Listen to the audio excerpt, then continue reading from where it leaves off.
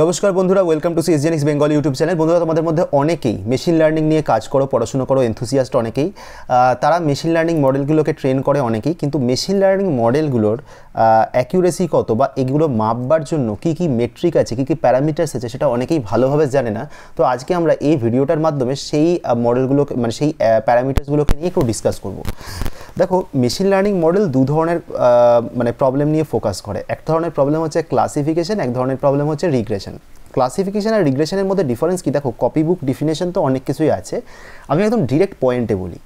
ধরো তুমি একটা গাছের মানে একটা গাছকে দেখে বললে এটা গাছ, একটা বাড়িকে দেখে বললে এটা বাড়ি, এগুলো হচ্ছে ক্লাসিফিকেশন, অর্থাৎ কোনটা কি। আর রিগ্রেশন হচ্ছে কত কত ধরো আজকে ইন্ডিয়া কত স্কোর করবে, ঠিক আছে, এই গাড়িটার দাম কত হবে, এই লোকটার হাইট কত হবে, এই ধরনের প্রেডিকশন যখন চলে আসে তখন সেটা হয়ে যায় হচ্ছে রিগ্রেশন। তার মানে ক্লাসিফিকেশন মানে হচ্ছে হোয়াট, আর রিগ্রেশন মানে হচ্ছে হাউ মাচ। তো দেখো, ক্লাসিফিকেশনের ক্ষেত্রে তুমি যদি একটা গাছকে বাড়ি বা একটা বাড়িকে গাছ বলো, তোমার প্রেডিকশন নিশ্চয়ই কারেক্ট হচ্ছে না। ক্লাসিফিকেশনের ক্ষেত্রে আমার এই প্রেডিকশন মাপবার তিনটে প্যারামিটার খুব পপুলার, সেটা হচ্ছে প্রিসিশন, রিকল এবং অ্যাকিউরেসি। এই প্রিসিশন আর রিকলকে ইউজ করে F1 স্কোর বলেও একটা মেট্রিক রয়েছে, যেটা আমরা কাউন্ট করি। সব কটার মানে একটা একটা করে বলবো। উল্টো দিকে রিগ্রেশনের অ্যাকিউরেসি মাপবার জন্য mean absolute error, mean square error, এছাড়া আরও একটা পপুলার মেট্রিক হচ্ছে MAPE, mean absolute percentage error. এখন দেখো, সবকটাকে তো তুমি একবারে ইভালুয়েট করতে গেলে হবে না, আমরা আরও অনেক প্যারামিটার্স আছে, বাট এগুলো নিয়ে যেহেতু মেন ফোকাস থাকে আমি এগুলোর উপরেই বলবো।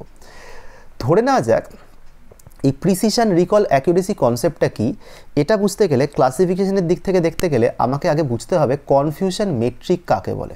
দেখো, ধরে নাও তুমি একটা মডেল ট্রেন করেছো, যে মডেল তোমার ইউটেরাসের ছবি তুলেছে, ঠিক আছে।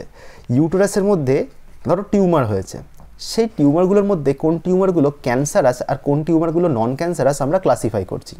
তাহলে তোমরা ডিটেক্ট করতে চাইছো কি? তোমরা ডিটেক্ট করতে চাইছো হচ্ছে ক্যান্সার কি ক্যান্সার নয়। এবার ধরো তোমার মেশিন লার্নিং মডেলকে ট্রেন করার জন্য তোমার তো গ্রাউন্ড ট্রুথ ডেটা দরকার পড়ে। ধরে নাও তুমি ক্যান্সার আর নন ক্যান্সার ডেটা তুমি আইডেন্টিফাই করছো। এবার তোমার কাছে একটা গ্রাউন্ড ট্রুথ ডেটা আছে, আর একটা হচ্ছে তোমার মডেল প্রেডিকশান করছে। তোমার গ্রাউন্ড ট্রুথ ডেটাতে মনে করো একটা মানে সেল, তাকে তোমার একটা টিউমার, তাকে তুমি ক্যান্সারাস টিউমার বলেছো, আর একটা টিউমার তুমি নন ক্যান্সারাস বলছো। এবার যদি তোমার গ্রাউন্ড ট্রুথে যেটা ক্যান্সারাস তাকেও যদি প্রেডিকশানে ক্যান্সারাসই বলে, তাহলে সেই প্রেডিকশানটা হচ্ছে কারেক্ট প্রেডিকশান এবং এটাকে বলবো ট্রু পজিটিভ। কিন্তু তোমার ক্যান্সারাস যে টিউমার তাকে যদি নন ক্যান্সারাস বলে, তাহলে একে বলা হবে ফলস নেগেটিভ, কারণ তোমার ফোকাসটা কি ক্যান্সার ডিটেক্ট করাতে। এবার ধরো নন ক্যান্সারাস যে টিউমার তাকে যদি ক্যান্সারাস বলা হয়, তাহলে এটা হচ্ছে আমার ফলস পজিটিভ, আর নন ক্যান্সারাসকে যদি নন ক্যান্সারাস বলা হয় তাহলে সেটা হচ্ছে ট্রু নেগেটিভ। প্রিসিশন বলছে যে তুমি টোটাল যে কটা প্রেডিকশান করলে তার মধ্যে ট্রু পজিটিভ কত পার্সেন্ট, তার মানে নিচে থাকবে হচ্ছে true positive plus false positive, উপরে থাকবে হচ্ছে ট্রু পজিটিভ। আর রিকল বলছে ইন অরিজিনাল যতগুলো আমার ক্যান্সারাস ছিল তাদের মধ্যে কটাকে তুমি বলতে পারলে, অর্থাৎ true positive plus false negative, উপরে হচ্ছে ট্রু পজিটিভ।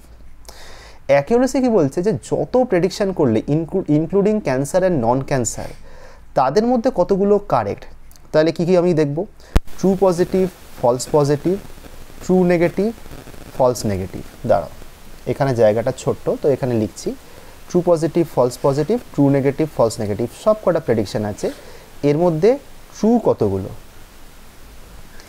এরপরে আমার থাকে হচ্ছে F1 স্কোর। F1 স্কোর কীভাবে বেরোয়? F1 স্কোর বেরোয় হচ্ছে প্রিসিশান আর রিকলকে গুণ করতে হয়, কিন্তু এই দুটো ভ্যালুই যেহেতু পার্সেন্টেজে এক্সপ্রেস করা থাকে, তাহলে দুটো ভ্যালুই একের থেকে কম হবে। এবার 2 ইন্টু প্রিসিশান ইন্টু রিকল, আর নিচে থাকবে হচ্ছে প্রিসিশান প্লাস রিকল। তো এটা এতটা ভাইটাল মেট্রিক নয়, বাকি দুটো মেট্রিক খুবই ভাইটাল, বাকি তিনটে মেট্রিক খুবই ভাইটাল। তাহলে এইভাবে আমরা ক্লাসিফিকেশনের অ্যাকিউরেসিগুলোকে মাপি। প্রিসিশন হচ্ছে কতটা কারেক্ট, আর রিকল হচ্ছে কতটা কমপ্লিট, কারেক্টনেস এবং কমপ্লিটনেস। এবারে আসে mean absolute error. Mean absolute error, mean squared error মানে কি? রিগ্রেশানে ধরো গ্রাউন্ড ট্রুথে বলা আছে এই ভ্যালুটা 10, ঠিক আছে, আর তুমি এদিকে প্রেডিক্ট করলে হচ্ছে ধরো 12, তাহলে তুমি তো ভুল প্রেডিক্ট করলে। তাহলে তোমার এমএই কত, মিন অ্যাবসলিউট এরর কত, মিন অ্যাবসলিউট এরর হচ্ছে 2। ধরো তোমার গ্রাউন্ড ট্রুথে আছে 10 আর তুমি প্রেডিক্ট করলে 8, তাতেও তোমার মিন অ্যাবসলিউট এরর 2। অর্থাৎ ওভার এস্টিমেট করুক কি under estimate, mean absolute error সবসময় ডিফারেন্সটাকে ফোকাস করে, ডিফারেন্স সেটা কত হচ্ছে। মিন স্কোয়ার্ড এরর হলে জাস্ট এটার স্কোয়ার করা হবে, যেটা 2 আসলো সেটা 4 হবে। এবার মিন অ্যাবসলিউট পার্সেন্টেজ এরর যদি বলে, তাহলে তোমার যে এরর সেটা গ্রাউন্ড ট্রুথের কত পার্সেন্ট, এক্ষেত্রে কত পার্সেন্ট হচ্ছে 20%। এবার দেখো এটা আমি একটা ডেটার জন্য বললাম, যদি তোমার কাছে 50টা প্রেডিকশন করা হয় তাহলে মিন অ্যাবসলিউট এরর ওই 50টা প্রেডিকশনের টোটাল কত এরকম অ্যাবসলিউট এরর হলো সেটাকে করবে। আর মিন তার আবার অ্যাভারেজ করবে, যেহেতু মিন বলা হয়েছে মানে ধরো আমার কাছে 50টা প্রেডিকশন আছে, 50টা প্রেডিকশনের ওভারঅল অ্যাবসলিউট এরর কত তাকে তোমার 50 দিয়ে ভাগ করবে। মিন স্কোয়ার্ড এরর কি, ওই এররগুলোর স্কোয়ার করে যোগ করে তাকে ওই টোটাল নাম্বার অফ স্যাম্পল দিয়ে ভাগ করবে।